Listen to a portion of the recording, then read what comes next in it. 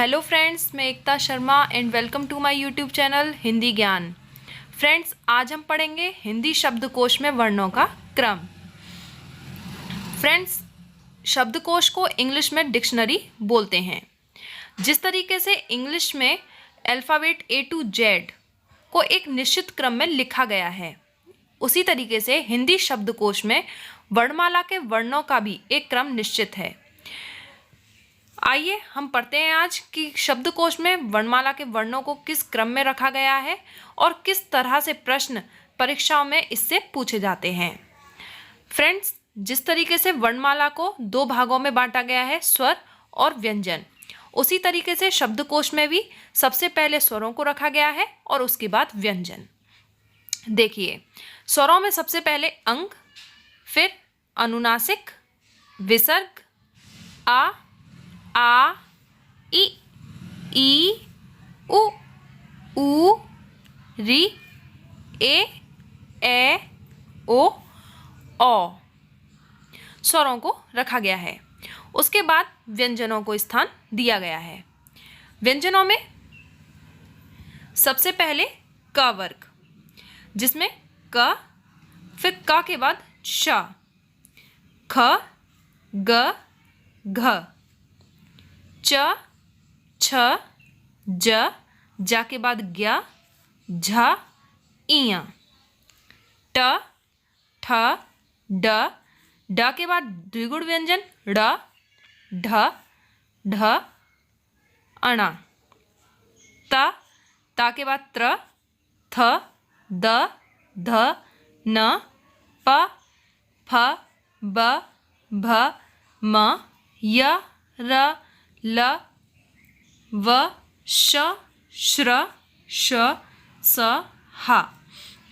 Friends, आप लोग सोच रहे होंगे मैंने आपको ये नहीं बताया कि का के बाद श, जा के बाद ज्ञ, ता के बाद त्र और श के बाद श्रा को क्यों रखा गया है। फ्रेंड्स, ये संयुक्ताक्षर हैं, ठीक है।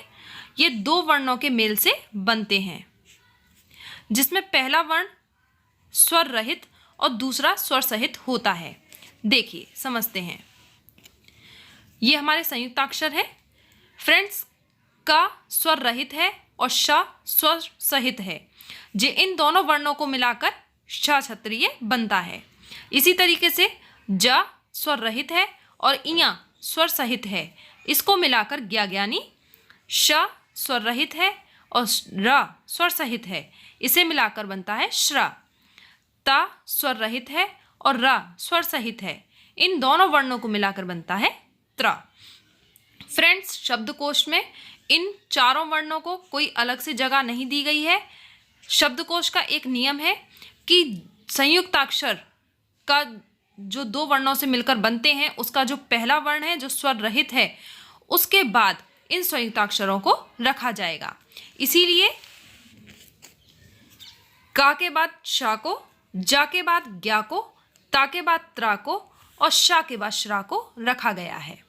बस हमें इन चार वर्णों को ध्यान में रखना है और संयुक्ताक्षर किस तरीके से बनते हैं हमें इसको ध्यान में रखना है। हमारा एक भी प्रश्न परीक्षा में गलत नहीं होगा, क्योंकि प्रश्न जो बनते हैं वो वर्णों के ऊपर या शब्दों को शब्दकोश के अनुसार अरेंज करने पर बनते हैं। देखिए किस तरीके से बनते हैं।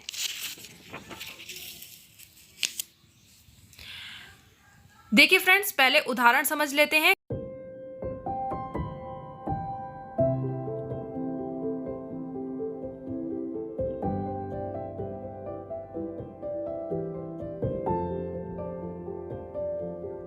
देखिए, पहला है, कोई भी व्यंजन वर्ण ले लीजिए।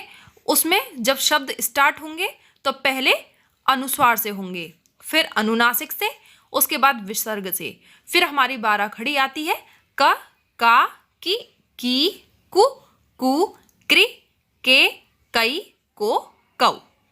इसके आधार पर वर्णों के शब्दों को रखा गया है, ठीक है। अब देखिए प्रश्न किस तरीके से पूछे जाते हैं। पहला प्रश्न है, त्र किस वर्ण से पहले आता है।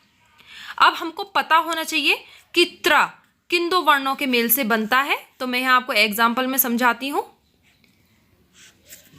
त धन रा, जिसमें त हमारा स्वर रहित है और रा हमारा स्वर सहित है। इन दोनों वर्णों को मिलाने पर बनता है त्र।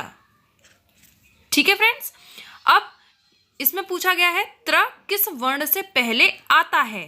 अब हमको त वर्ग याद रखना है, तो त, थ, द, ध, न।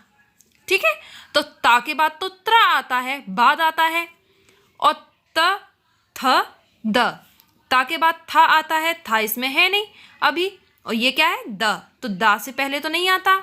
क वर्ग का हो गया, तो त्र किससे पहले आता है, था से।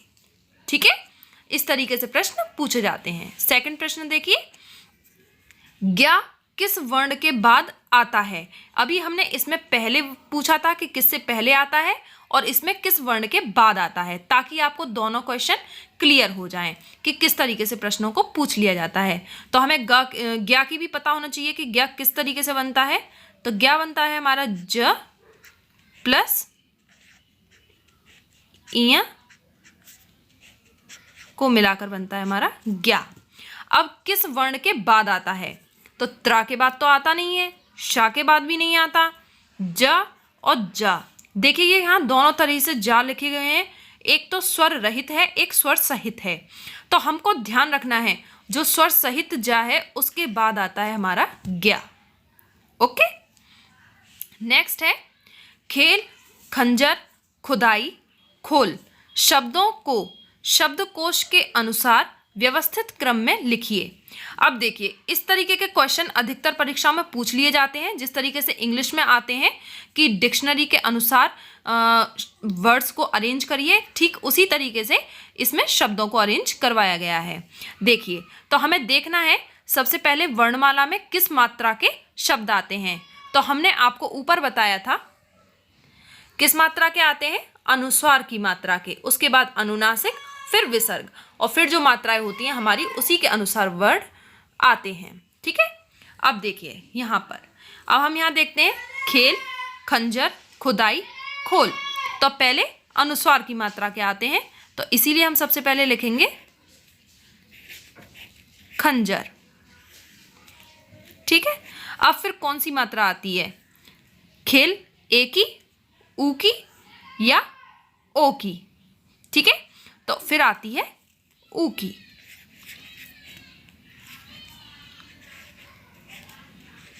खुदाई। फिर नेक्स्ट है हमारी खेल, और लास्ट है